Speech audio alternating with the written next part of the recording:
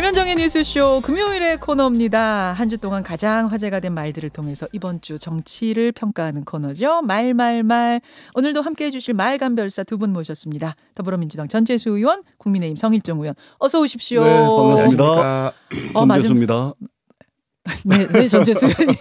성일종입니다. 한번 하셔야죠. 네, 성일종 의원입니다. 지난주에도 그러시던데 빨리빨리 안 나오고. 여당이니까 먼저 하시고. 두 분도 올 한 해 정말 고생 많으셨어요. 네. 어떠셨어요, 성일종 의원님? 정말 어떻게 가는지 몰랐죠. 그렇죠. 너무 빨리 갔고요. 그렇죠. 또 특히 정치적인 혈안들이 너무 대선을 앞두고 많이 있었기 때문에 네. 정말 시간이 가는 줄 모르게 또 올 한 해를 마무리하는 것 같습니다. 맞습니다. 전재수 의원님의 올 한 해는 어땠습니까? 저는 우리 성일종 의원님하고 토론을 엄청 많이 댕겼거든요. 예. 여기저기. 댕기셨어요? 예, 댕겼는데 처음에는 전혀 모르는 분이었거든요. 예, 근데 손잡고 댕기다 보니까 성일종 의원님 생각도 알게 되고 또 성일종 의원이라는 사람도 알게 됐어요. 정들었다 그러세요? 예. 생각도 알고 사람도 알게 됐는데 네. 이것이야말로 토론의 힘이다. 예, 그래 함께 할 수 있는 부분이 상당히 많이 있을 것 같아. 윤 후보 토론에 나오라는 거잖아요 지금. 아니요, 뭘 둘러서 토론, 얘기해요. 아니요, 저는 토론을 통해서 성일종 의원님의 생각과 성일종 의원이라는 사람을 알게 돼서 정말 좋았습니다. 토론의 힘인 것 같습니다. 우리 전 의원님은 인품이 굉장히 좋은 분입니다. 정말 이야기를 나누면 나눌수록 합리성이 있고 또 여러 가지 측면에서 상대를 배려하고 하는 참 좋은 인품을 갖고 있는 의원이어서 계속 이렇게 토론을 하지만 정말 정이 붙고 또 무슨 얘기를 나누든 깊이 있는 얘기를 나눌 수가 있는 아주 훌륭한 의원이십니다. 그러니까 윤석열 후보하고 이재명 후보도 토론하면 그래 된다니까요. 토론해야 된다니까. 그 토론 이따가 나오긴 하겠지만은 아마 둘이 잘 안 맞을 거요. 이게 맞아야지 깊이 있어진다. 그러면요. 이 인간적인 신뢰가 있고 대화를 하면서 접점이 나와야지요. 자, 요 이야기가 오늘 두 분이 골라오신 말에도 있어서 바로 제가 이제 본론으로 들어가 보겠습니다. 우선 전재수 의원이 골라오신 올해의 마지막 말부터 들어보죠. 이 무식한 이 삼류 바보들을 데려다가 정치를 해서 나라 경제 망쳐놓고 외교 안보 뭐 전부 망쳐놓고 권위주의 독재 정부는 국민들 경제를 확실하게 살려놔서 우리나라 산업화의 기반을 만들었습니다. 이 정부는 뭐 했습니까? 제가 이런 사람하고 국민 여러분 보는 데서 뭐 토론을 해야 되겠습니까? 어디가 없습니다. 정말 같지 않습니다. 예, 그제 윤석열 후보가 대구 경북 지역 찾았을 때 한 말입니다. 이 말을 골라오신 이유는요, 전 의원님? 저는 뭐 야당의 대선 후보니까 비판할 수 있다. 그렇게 생각을 합니다. 그런데 이제 선을 한참 넘었죠. 이 말씀은. 우리가 정치인들을 대부분 보게 되면 자세와 태도도 보게 되고 그다음에 말의 내용을 보게 되는 것이죠. 그다음에 사실은 이제 영상을 통해서 보게 되는 정치인들의 모습을 보게 되면은 뭐 눈빛이라든지 또 뭐 이게 어투라든지 뭐 이런 거 다 보거든요. 근데 윤석열 후보가 비판을 할 수는 있지만 선을 넘어도 한참 넘었고 특히 자세와 태도 상당히 불량하죠. 불량하죠. 불량하다. 같지 않습니다. 뭐 그런 내용은 맞는 내용이 하나도 없어요. 내용도 틀리고 태도도 불량했다. 그렇습니다. 빵점이에요, 그냥 발언으로서. 그렇습니다. 저는 선을 너무 넘었습니다. 자, 성일종 의원님 어떻게 생각하세요? 뭐 내용은 좀 격하게 말씀하신 그 분위기상 말씀은 좀 격하게 이렇게 하신 부분은 있을지 몰라도 내용은 맞는 거 아닌가요? 근데 후보들이 저도 국회의원 선거를 치러봐서 알지만 비교적 내 지지자들이 있어서 들어갈 땐 환호도 해주고 또 많은 응원을 해줍니다. 전 의원님도 마찬가지예요. 그럴 때는 좀 사람이 업되지요. 업이 된다. 그러면 또 저희 너무 후보 자주 업되는 거 아니에요? 저희 후보 같은 경우는 이번에 이제 경험을 처음 하시잖아요. 그렇기 때문에 이 정권에 대해서 분노하는 국민이 얼마나 많습니까? 소주성 한다 그러면서 다 나라 망쳐놨지요. 알바할 수 있는 자리까지도 다 8시간 하면서 이 자리 뺏겼잖아요. 탈원전 같은 거 하면서 지금 어떻게 됐습니까? 결론적으로. 이 선거 앞두고 물가를 잡기 위해서 일부러 다음 정부한테 넘기고 있는 꼼수를 부리고 있는 거 아닌가요? 다 앞으로 전기료에서부터 의료보험료 모든 거 다 올라가게 돼 있지 않나요? 이런 것들에 대한 실패에 대해서 후보가 강하게 얘기한 것이죠. 이제 그거를 뭐 이렇게 격이 없다라고 할 수는 없는 건데 어쨌든 뭐 후보께서 그런 부분들에 대한 것들을 좀 강하게 이야기하실 때 좀 더 세련미를 함께 하는 것은 더 전 좋은 충고라고 생각을 합니다. 성일정님 죄송한데 무식한 삼류 바보들 데려다가 나라 망쳐놨다 그러는데 무식한 삼류 바보들 세 사람만 이야기해 보시죠. 무식한 삼류 바보. 거기에 윤석열 후보는 안 들어갑니까? 왜 윤석열 후보가 들어가죠? 아니 그러니까 무식한 삼류 그거는 무식한 삼류 바보들을 데려다가 나라 망쳤다는데 무식한 삼류 바보들 3명만 이야기해 보시라니까요. 아니 삼류 같은 경우 따지라고 한다면 제가 볼 때 조국 장관 같은 경우를 뽑겠습니다. 그런데 그건 무식한가요? 알면서 정말로 나쁜 짓 하는 것은 무식한 것보다 더한 것이죠. 또 그러니까 말씀해 보시죠. 2명 더. 자, 그거는 후보한테 물어보십시오. 제가 물어봐가지고 다음에 대답을 드리도록 하겠습니다. 아니 10명도 아니고 3명만 말씀해 보시라는데 그거를 이야기하는 게 묻는 게 참 좀 이상한 질문이기는 한데 사실 정책 실패, 국민의 먹고 사는 문제 이러한 부분들에 대해서 파탄을 내는 거에 대한 책임이 큰 거지요. 그러니까 정치권에서 그런 비난은 충분히 할 수 있다고 생각을 합니다. 그러니까 성일정 의원님께서 조금 이제 난처한 질문을 던져서 죄송한데 요즘 윤석열 후보 얼굴을 보면 그리스 신화에 나오는 메두사 있죠.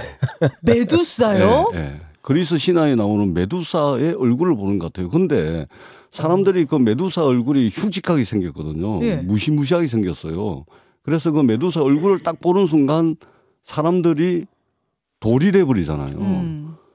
제가 윤석열 후보 얼굴 보면서 제가 돌이 되는 느낌이에요. 무서우세요? 메두사의 얼굴로 좀 변해가고 눈빛과 얼굴의 모양새가.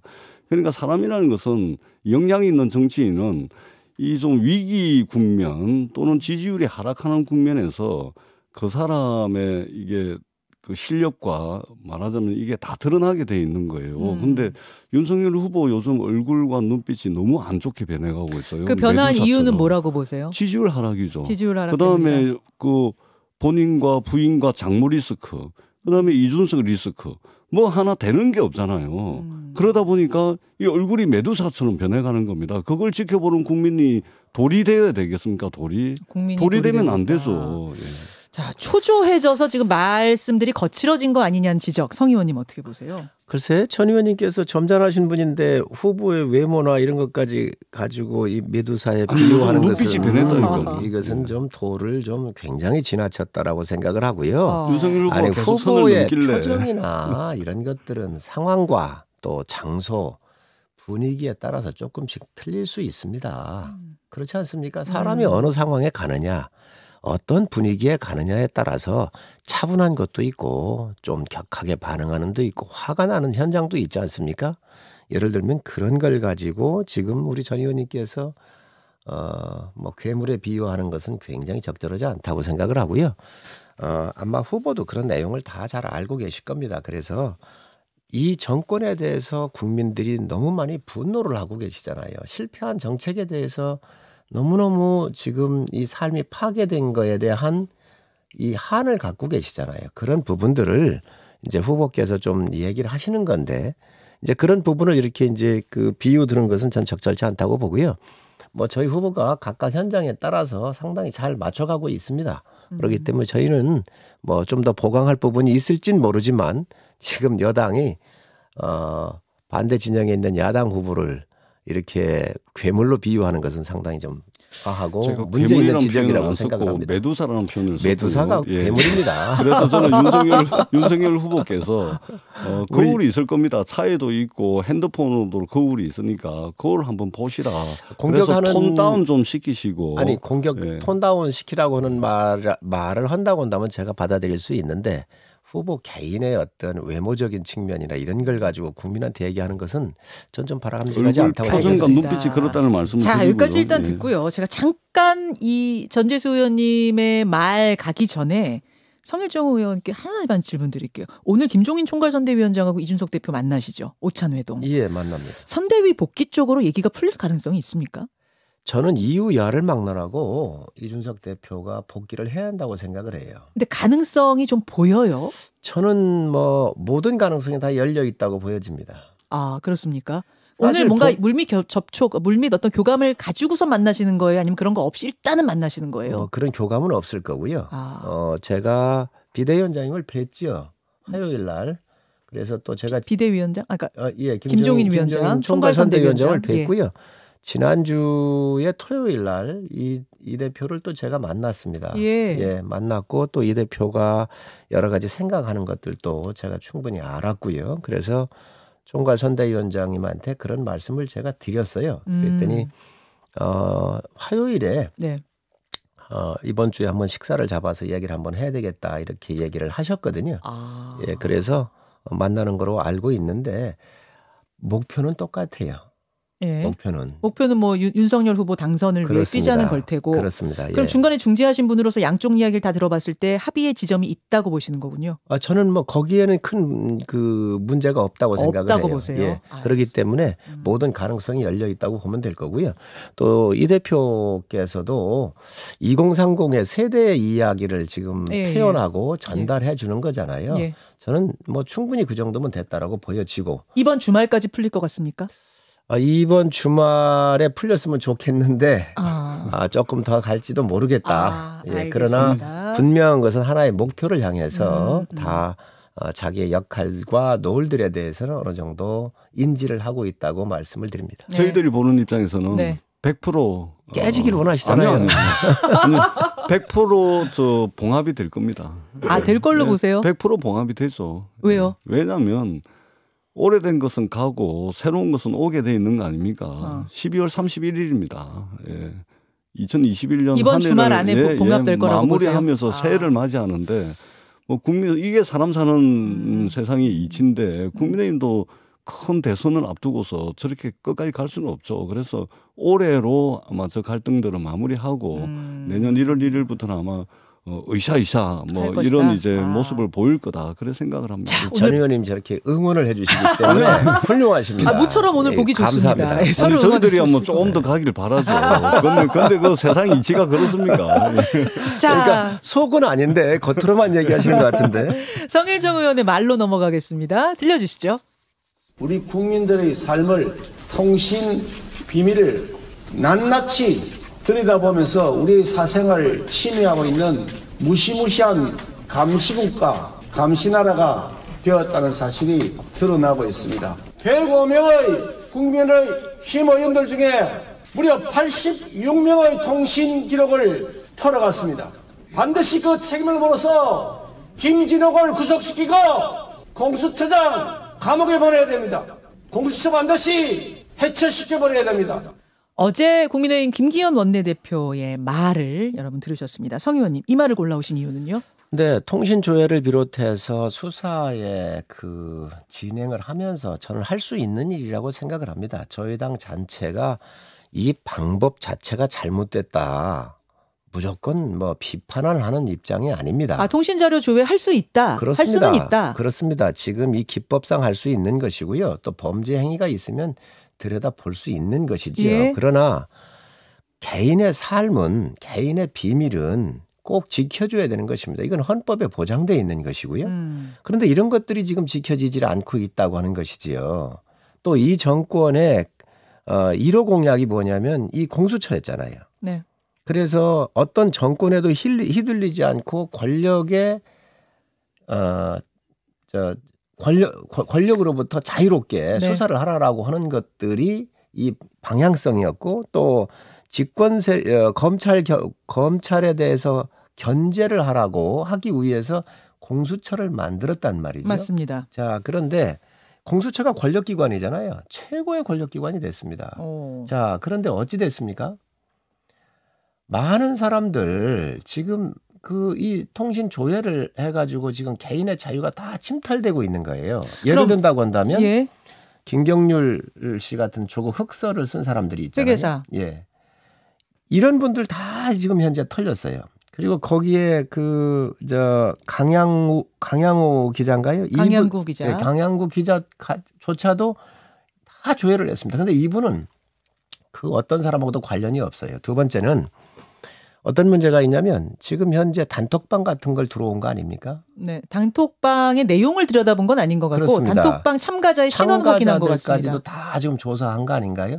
저는 있을 수 없는 일들이 벌어지고 있는 거예요. 지금 현재. 그래서 지금 이 국가가 지켜줘야 되는 가장 소중한 가치가 개인의 자유이고 통신의 비밀입니다. 그런데 이런 것들을 무차별적으로 지금 이제 들여다보고 있는 것은 이 정권이 공수처를 만든 그 자기부정이 드러나고 있는 것이고 이게 지금 야당 의원들과 그리고 이 정권의 비판적인 언론, 기자들 그리고 시민단체 사람들 이 분들에 대해서 무차별적으로 이루어지고 있기 때문에 이거야말로 사찰이다라고 보고 있는 것이죠. 불가피한 조사를 넘어선 사찰이다. 그렇게 보고 있습니다. 예. 엄청나게 많은 통신 조회가 이루어지고 있는 것처럼 이제 공수처를 말씀을 하시는데 130여 건 정도 되죠. 검찰, 경찰은 여러 수백만 건을 하고 있죠. 2020년 기준으로 하면은 550만 건이 통신 조회가 됐습니다. 550만 건. 그중에 공수처가 130여 건 되는 것이죠. 우리 성일종 의원님 말씀 동의합니다. 그래서 여야가 정말로 지금 임시국회 열려 있습니다. 예. 전기통신사업법 제83조 3항 이거 바로 개정해야 됩니다. 수십 년 동안 소위 말해서 수사의 편의를 목적으로 통신 자료를 조회를 해왔습니다. 예. 20대 국회 때도요. 이 전기통신사업법 83조 3항에 대한 개정안이 제출이 됐는데 20대 국회 임기 만료로 인해 가지고 법안이 자동 폐기가 됐습니다. 지금도 국회에 이 전기통신사업법 개정안이 나와 있습니다. 그렇기 때문에 여야가 마치 이게 선거를 앞두고서 당리당략이 아니고 수십 년 동안 수사 편의 목적으로 국민들의 개인 사생활 정보를 또는 개인 정보를 무단으로 수집해왔던 정보기관, 예. 수사기관 이러한 수사 편의를 막고 개인들이 자기 정보에 대한 자기 결정권을 지켜나갈 수 있도록 해야 됩니다. 이미 2017년도에 국가인권위원회에서도 헌법재판소에 이런 의견을 제출했습니다. 그리고 시민단체가요. 예. 2017년도에 헌법재판소에 개인정보에 대한 자기결정권을 침해한다. 예. 그래가지고 헌법소원을 제기를 해놨는데 아직도 결론이 안 나오고 있습니다. 그러면 전 의원님 지금 공수처가 들여다본 이것은 개정해야 되는 사항 즉 사찰에 가깝다고 보세요? 아니요. 사찰은 아니죠. 그건 또 저는 아니에요? 사찰로 볼 수도 있는데 이것이 수십 년 동안 문재인 정권에서 그리고 공수처에서 마치 사찰을 목적으로 한 것이 아니고 수십 년 동안 수사기관과 정보기관이 그렇게 해왔습니다. 윤석열 검찰총장도요. 2017년도에 서울중앙지검장을 할 때 국회 국정감사에 나와가지고 뭐라 그랬냐면 통신자료 조회는 사찰이 아니다. 이런 국정감사장에서 윤석열 후보도 그렇게 이야기를 했습니다. 성 의원님 답변 좀 들어볼까요? 그 부분에 대해서. 이재명 지사도 2016년도에 그 가족들 14개의 본인 포함해서 폰 14개 폰을 이 조회를 받았잖아요. 2016년. 그렇습니다. 그때 뭐라고 그러냐면 사찰이라고 주장을 했거든요. 자, 그런데 지금 와가지고 이게 사찰이 아니라고 법령에 의해서 할 수 있다라고 얘기를 하고 있거든요. 과연 그럴 수 있을까요? 그러면 제가 하나 좀 묻고 싶은 게 단톡방 조사하는 거하고 공무상 비밀 누설죄를 조사한다 그러면서 이 단톡방에 들어갔거든요. 이걸 뭐라고 얘기를 할 거예요? 공무상 비밀 누설죄를 조사를 하면서 단톡방에 누가 들어가 있는지 신원들을 확인한 거 아니겠습니까? 누구 단톡방 지금 말씀하시는 걸까요? 김웅 의원입니까? 김웅 의원을 비롯해서 다른 사람들 단톡방도 많이 그렇습니까? 봤다 그래요. 자, 그렇다고 그러면 그 인과관계가 없잖아요. 바로 어느 누구를 확인을 하든 국가는 개인의 비밀과 사적인 공간을 지켜줄 의무가 있습니다. 그런데 이런 것들이 야당 의원 중심으로 이 정권 비판 세력을 중심으로 언론 이성윤 지검장 같은 경우에 황제 의전 논란이 있었잖아요. 네. 그때 중앙일보나 TV조선 기자들 걸 다 들어가 봤단 말이죠. 그건 왜 그랬다고 보시는 자, 거예요? 그런 것들을 밝히라는 거예요. 지금 현재. 그러니까 취재원, 그것을 흘려준 취재원이 누군가를 들여다보기 위해서 그걸 본 게 아니냐 의심하시는 그렇습니다. 거예요? 그렇기 때문에 사찰로 의심을 하는 것이죠. 그래서 야당이 지금 얘기하는 것은 그럼 들여다봤으면 어떤 사건으로 들여다봤는지 사건을 얘기하라 그러니까 또 그거는 얘기를 못하고 있단 그러니까 말이죠. 법적으로 얘기를 못하게 돼 있답니다. 어떤 사건 때문인지. 제가 말씀드릴게요. 법적으로 못하게 되어 있으면 야당의 집행부라도 와서 네. 비밀 뭐 어쨌든 그 협조를 요청하면서 그걸 지켜달라고 하면 안 지켜주겠습니까? 그래서 그렇게라도 협조를 했으면 좋겠다는 말씀드리고 이 제일 중요한 게 정치적 중립이 생명이라고 대통령께서 말씀을 하셨어요. 그런데 이러한 부분 때문에 야당이 당시에 그리 반대했던 것이지요. 알겠습니다. 그게 지금 현실화되고 있는 겁니다. 우리 서일종 의원님께서 지금 수사 정보를 아르켜달라 이 말씀이 있는데요. 이거는 판사 사찰 사건하고 고발 사주 사건을 수사를 하면서 국민의힘 의원 두 분이 피의자로 지금 수사를 받는 와중에 그래 된 겁니다. 예로 들면 제가 이거 우리 청취자들께서 잘 모르실 것 같아서 짧게 말씀을 드리면 수사기관이 법원의 허가를 받아가지고 피의자 A라는 사람이 있다 손 치면 이 A라는 사람의 통화 내역을 확보를 하게 됩니다. 그러면 이 피의자 A가 통화를 주고받은 사람들이 있겠죠. 그러면 이 사람들의 전화번호만 파악이 가능한데 이 사람의 전화번호를 누가 소유를 하고 있는지 이 사람의 개인정보가 뭔지 이거는 법원의 영장 없이도 받을 수가 있는 겁니다. 그러니까 국민의힘 의원 두 분이 피의자로서 조사를 받다 보니까 그분들이 통화한 사람들이 누군지 하다 보니까 그 통화한 사람의 개인정보를 이제 영장 없이 지금 받을 수 있으니까 전기통신사업법 83조 3항에 의해서 그렇게 된 것이죠. 그렇기 때문에 단톡방은 근데 어떻게 설명이 되나요? 단톡방 지금 전 의원님 하나만 말씀을 잠깐만요. 구체적인 것도 저도 이제 좀 더 살펴봐야 되겠습니다만 전 의원님 잠깐만 제가 하나만 말씀을 드리면 말씀 끊어 죄송한데 지금 말씀하신 대로 통화 내역을 예를 들어 제가 누구하고 통화했는지 저한테 이제 통신조회를 요청하는 거 있을 수 있습니다. 근데 단톡방에 거기 들어가 있는 사람이 왜 필요하지요? 전혀 필요가 없는 거거든요. 그리고 공무상 비밀 누설죄를 다루면서 단톡방을 봤다고 그러는 것 같은데 전혀 관련성이 없어요. 그렇기 때문에 사찰에 대한 의구심이 지금 전 의원님 말씀 이어가십시오. 그 부분도 그 어제 공수처장이 어떻게 해명을 했는지 모르겠지만 어떻든 판사 사찰 고발 사주 의혹의 피의자로 입건된 국민의힘 의원 두 분으로부터 이제 촉발된 것이고 성일종 의원님께서도 지금 말씀을 하시지만 이번 임시국회에 정말로 수십 년 동안 이렇게 진행되어 왔던 마치 이게 문재인 정부의 그리고 또 공수처에 의해서 마치 처음 있는 것처럼 그래서 아주 뭐 특정을 해서 사찰이다 이렇게 규정을 해가지고 공격할 것이 아니고 수십 년 동안 이래 되어 왔습니다. 그리고 윤석열 검찰총장 하실 때도 282만 건에 달하는 통신 조회를 했습니다. 그렇기 때문에 이번 임시국회 때 전기통신사업법 83조 3항 개정합시다. 해야 된다고 생각을 하고 해야 될 시점에 알겠습니다. 왔다 이렇게 생각을 합니다. 지금 두 분 말씀을 들으면서 든 생각이 저도 수년 동안 진행을 했습니다만 이게 여야가 바뀔 때마다 이 논란이 바뀌어서 계속 진행이 됐던 거긴 해요. 예, 이번 기회에 좀 허심탄회하게 어디까지가 수사를 위해서 필요하고 어디까지가 선을 넘는 것인지에 대한 규정이 다시 한번 돼야 되지 않을까 이런 생각을 그렇습니다. 하면서 두 분과 올해 마지막 말말말 인사 나눠야 될 것 같습니다. 성 의원님 고생하셨고요. 전 의원님 고생하셨습니다. 새해 복 많이 받으십시오. 새해 복 많이 받으십시오. 우리 시청자 여러분들께서도 새해 복 많이 받으시기 바랍니다. 그러게 말입니다. 네. 새해 복을 듬뿍 담고 다음 주에 찾아오겠습니다. 예, 고맙습니다. 고맙습니다. 감사합니다. 네, 고맙습니다. 김현정의 뉴스쇼는 청취자 여러분의 참여로 이루어집니다. 트위터, 페이스북, 레인보우 게시판 그리고 단문 50원, 장문 100원의 유료 문자 샵 1212, 우물정 1212 통해 참여하실 수 있습니다. 김현정의 뉴스쇼 여러분과 함께 만듭니다.